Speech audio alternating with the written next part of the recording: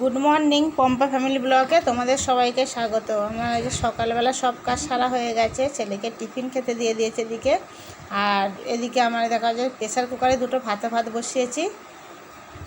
খিদেও তো পেয়েছে, ও মুড়ি খেয়ে নিয়েছে। আর আমি আজকে একটু ভাত বসিয়ে দিয়েছিলাম। দেখো লঙ্কা সিদ্ধ করেছি আর দুটো আলু ভাতে দিয়েছি। সকালবেলার এইটাই টিফিন। আজকে আমি মুড়ি খাইনি, রোজের মুড়ি খেতেও ভালো লাগে না। আজকে আমি একটু ভাত বসিয়ে দিয়েছিলাম আমার জন্যই। তো খেয়ে নিয়ে এবার আমি বাসনগুলো মেজে নিচ্ছিলাম।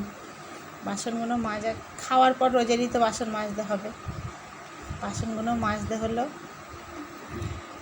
আর এবার আমি মাংসটা ধুয়ে নিচ্ছি। দেখো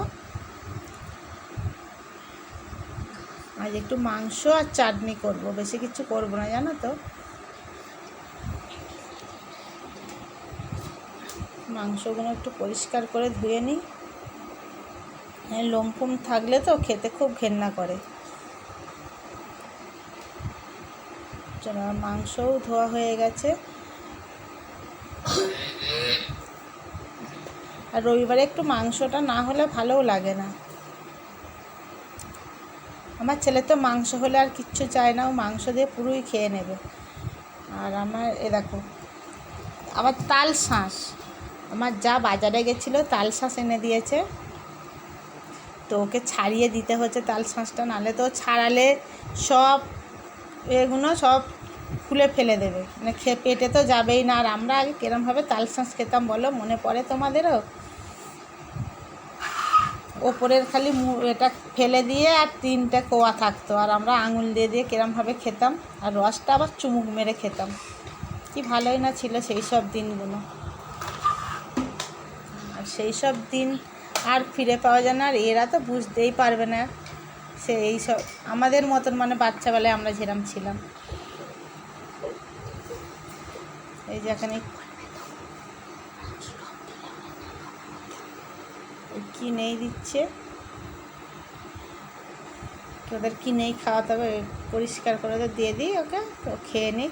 আর এদিকে আমার আলু পেঁয়াজ টমেটো কাটা হয়ে গেছে, মাংস ধোয়া হয়ে গেছে। এরা কাঁচা আম, আগের সপ্তাহে আমটা কিনেছিলাম, কিছুই করা হয়নি। ডাল করব বলে নিয়েছিলাম, কিন্তু ডাল করা হয়নি। আজ একটু ভাবছি আমটা আজ যেখানে চাটনি করে নেব, চাটনি আর মাংস। আমটা তপ করছে, মনে হচ্ছে একটু পেকে গেছে। কেটে দেখা যাক। দেখো কেটে দেখো, দেখছি হলুদ হয়ে গেছে কেন। আর টক একটুখানি মুখে দিয়ে দেখেছি খুব টক। চাটনি করে নেবো এটাই, আর মাংস।